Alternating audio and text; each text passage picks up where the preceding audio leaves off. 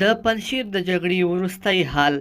پنجشیر څخه باخبره سرچینې وایي چې په دغه ولایت کې نن د احمد مسعود په مشرۍ د سیمې د مخورو او جهادي قومندانانو یوه لویه غونډه کې له احمد مسعود څخه غوښتل شوي چې طالبانو سره د سولې خبرې باید کامیابې شي او د پنجشیر ستر اکثریت اوسیدونکو په دغه ولایت کې له طالبانو سره د جګړې مخالفت کړی دی. بلخوا د ځانګړو ځواکونو مخکینی قومندان جنرال سمیع سادات نیویارک ټایمز ته په لیکلې مقاله کې د افغان حکومت او ملي ځواکونو د سقوط او پاشل کېدو ستر لامل د امریکا نه ملاتړ بللی دی.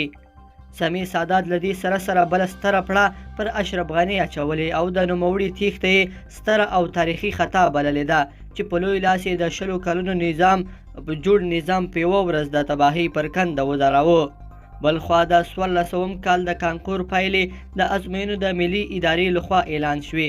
د خپرو شوو پایلو له مخې د 100 کال عمومي عمل لمره د سلګۍ په نوم دغه نجلۍ ده چې د 352 نمرو په اخیستو سره د کابل طبي پوهنتون ته بریالۍ شوې ده.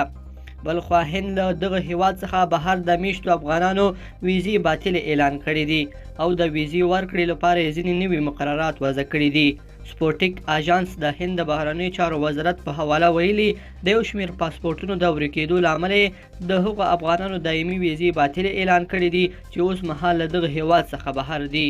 لیدونکو په دې هیله چې دا مطلب به مو تر پایه لیدلی وي. که مو دا ویډیو خوښه شوې ویډیو لایک کړئ او چینل سبسکرایب کړئ. تر بیا ښه وخت.